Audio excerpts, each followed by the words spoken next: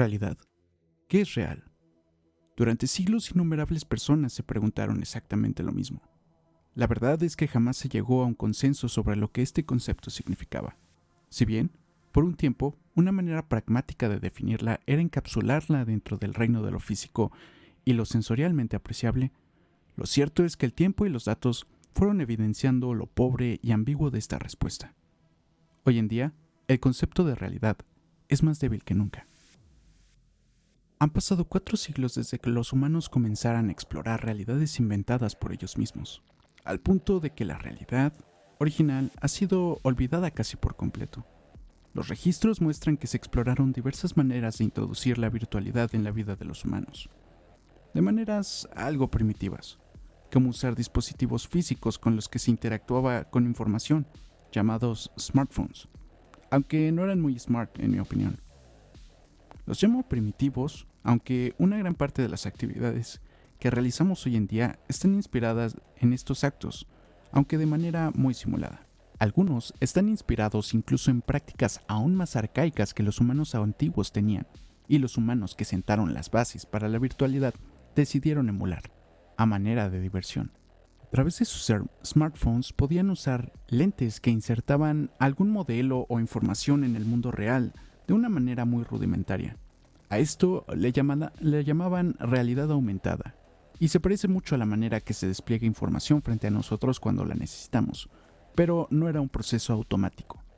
Hubieron varias iteraciones y variaciones, incluso mezclas entre la realidad aumentada y el otro principal exponente de la virtualidad, la realidad virtual, hasta que finalmente en el año 2148 se pudo insertar imágenes y estímulos directamente a la mente humana, y estas pasaron a la obsolescencia.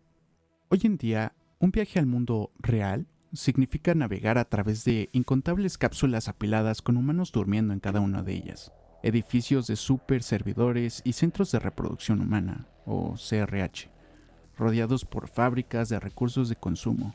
No es un panorama muy apetecible, pero como los últimos 200 años han probado, es un sistema eficiente. Mi consola de información personal informa que mi cuerpo nació en un CRH en el cuarto distrito de Calisto, una de las lunas de Júpiter, y posteriormente fue trasladado a un banco de humanos en el distrito 15, donde ha pasado los últimos 24 ciclos solares terrestres. A los 2 ciclos fui asignado a mi familia. Mis primeros años fueron relativamente felices.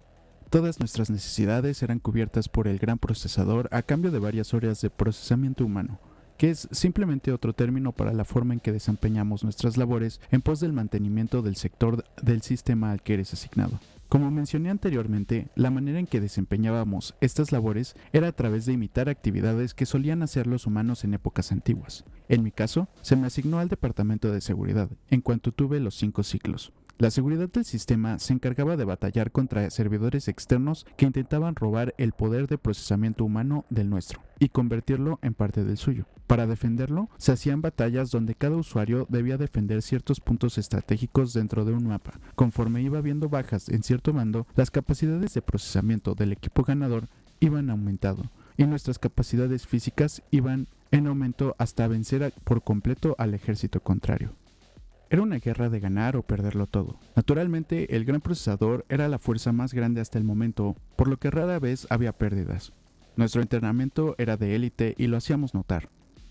El problema de perder una batalla de hacking era que la mayoría de las veces las conciencias humanas eran borradas y reemplazadas con programas dedicados y más eficientes para cubrir alguna necesidad del sistema capturador. Esto último fue el caso con mi familia.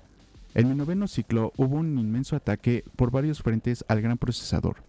Por razones que en ese momento no conocía, fui transferido a un pelotón distinto al de mi demás familia. Ese día, tanto mi familia como yo perdimos. Ver el proceso de captura de un pelotón es, por decir poco, nada agradable. Para empezar, es extremadamente doloroso, ya que borrar la conciencia y reprogramar un cerebro se hace mediante el envío de shocks eléctricos extremadamente potentes directo al sistema nervioso de la víctima. 80% de los casos resultan en pérdida completa del sujeto. El dolor es una de las sensaciones que originalmente se había eliminado de la experiencia humana. Los primeros humanos en virtualizarse habían eliminado esta sensación. Sin embargo, pronto se descubrió que la capacidad de infringir dolor era algo bastante cotizado, tanto para individuos como para grandes corporaciones.